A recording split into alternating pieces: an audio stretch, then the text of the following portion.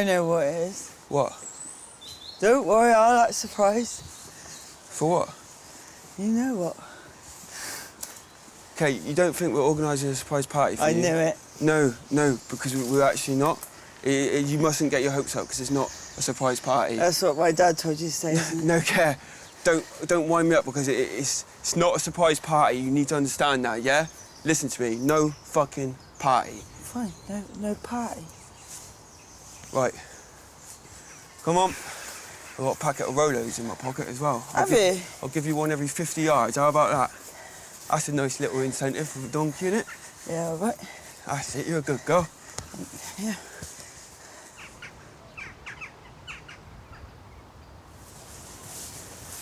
We better be careful, Curtin.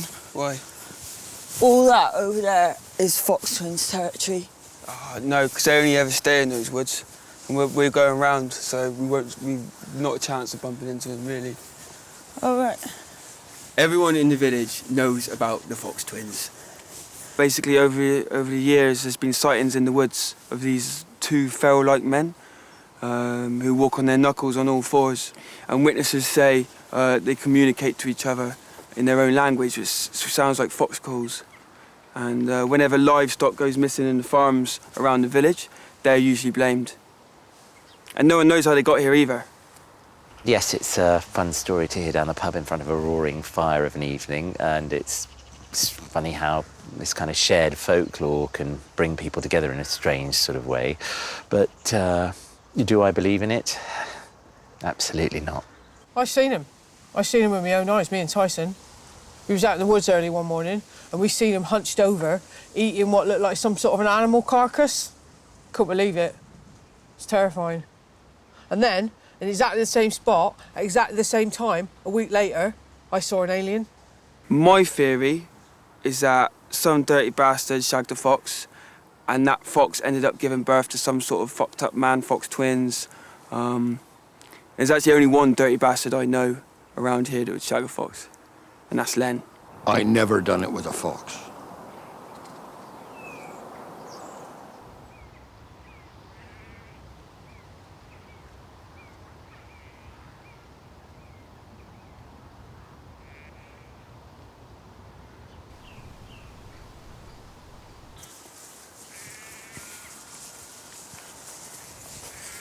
Morning.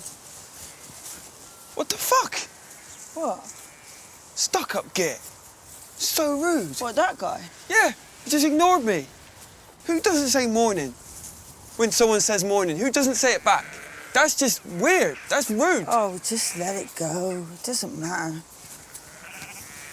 Oh, look how sweet them sheep are. Hello. Oh, shit. Oh, shit. Ah! Just don't ever turn your back on them. Don't turn your back on the sheep. Carry on, quick. Go. I got your back. I got your back.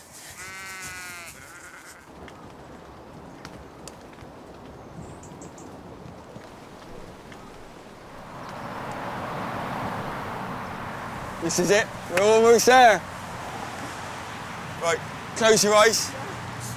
3, 2, 1, open!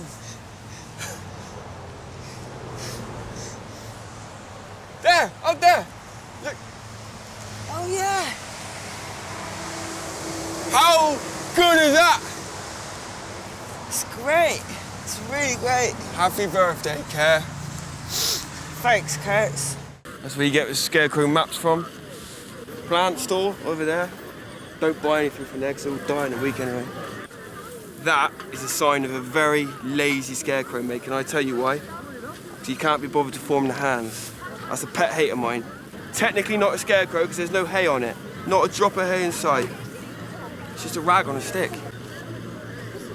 I mean, I get it, but it's not making me feel nothing. Look at this. This is a monstrosity. I mean, I think I know this is Len's as well. I mean, he's a good scarecrow maker, but he's embarrassed himself this year with that. I mean, I'm laughing, but for all the wrong reasons. All right, Len. Right? What do you reckon? Pretty good, yeah. Take that grin off your face. You're grinning. Don't grin. I'm not grinning, Len. I think it's great, mate, honestly. Good. I reckon I've got a chance this year. Okay, you believe whatever you want to believe, that's fine. Well, I do believe, all right? Yeah, that's right, whatever. Len, I'm not going to get in a fight with you today, all right? All right. I tell you why I'm going to win this year, because I've got the best Scarecrow, and I've got the best pitch in the village.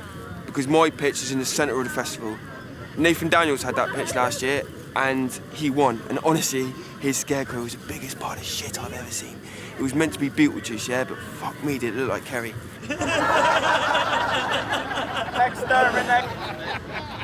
Excuse me, sorry. Hang on. Okay, what's going on? Excuse me, this is my pitch. Exterminate!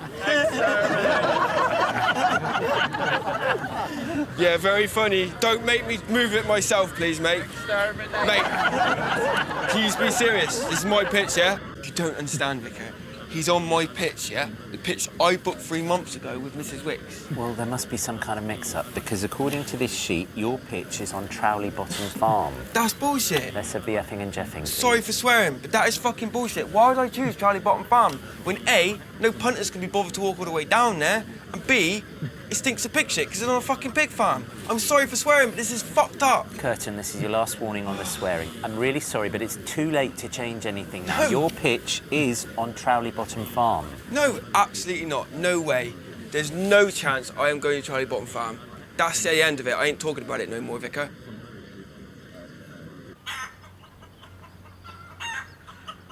How am I going to get any votes being down here? It's baffling. I'm baffled by the entire situation, if I'm honest.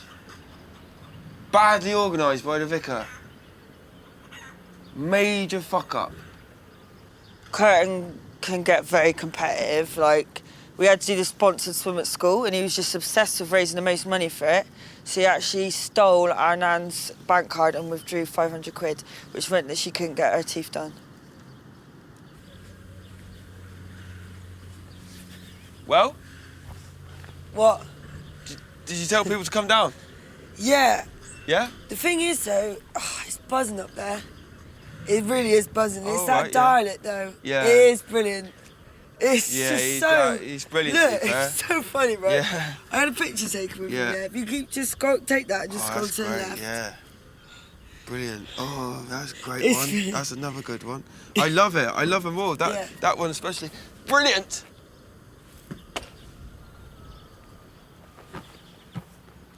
What the actual fuck? What the actual fuck? You have fucking lost your head, mate. You have lost your fucking head. I swear to God, if my phone is smashed, you are paying for that. Dickhead.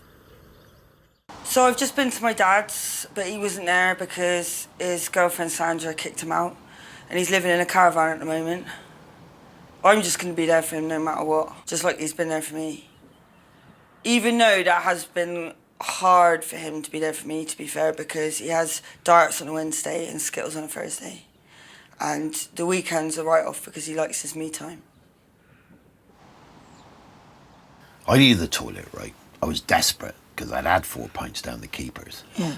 So I went in the bushes by the ladies' tennis club, and some meddling old tar only goes and calls the police and said I'm peeping on her. And I was aroused. I weren't aroused, just well endowed. Yeah. You can't shoot a man for being well endowed, Care. Now they're pressing charges. Sandra's kicked me out. The darts team don't want to know. I went in the pub yesterday, they all turned their back on me. Even Alan. Even Alan? Well, I've some bloody tatters, Care. Absolute tatters. I'm in this bloody caravan without a pot to piss in. It's just malicious lies, that's all it is. They're jealous of what God gave me downstairs. Yeah. And now I got nothing left. You got me, Dad. Nothing left. I peeped once in 78 and I didn't like it. I didn't like it one slice. No.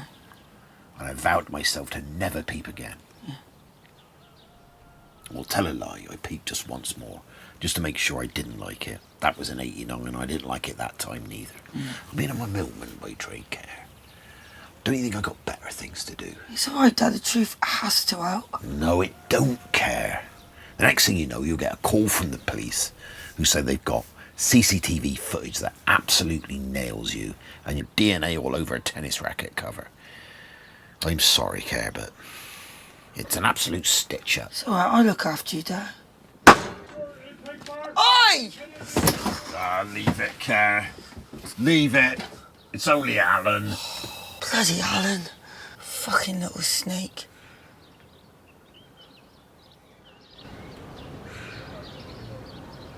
So basically, Slugs is going to have his date with Kaylee just before my date with her, which actually works in my favour because he'll be setting the bar very, very low. And by the time I get there, I'll be like knight in shining armour, and she'll be like the damsel in distress, and she'll just come running into my arms. And if I have to, I will punch him, just to make sure Kaylee knows she's safe. But that'll be easy, because it'll be like punching a turkey. Or any other flightless bird. That's sweet, isn't it? That reminds me of Kaylee because he looks so cute.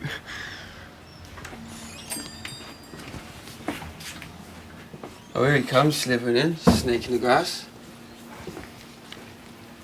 Thing is with Kaylee, yeah, is that she's got to accept I'm damaged goods. And we will have to take it slow, but time does heal even the most cruelest of hearts. I'm not saying I've got a cruel heart, but if she ain't willing to take me as I am, rather than the monster I've become, then she can literally just jog on back to the sea with all the other fish, because I don't care. God, you still haven't made your mind up. Jeez. It's just a date, mate. That's all it is. You're not meeting the Queen. Me and Kaylee, we're like Beauty and the Beast, yeah? And I'm like the Beast because the Beast has got massive trust issues with being fucked over massive in the past, yeah? And Slugs is like Gaston. No, he's worse than Gaston. He's like Gaston's fat, horrible little sidekick that follows him around everywhere.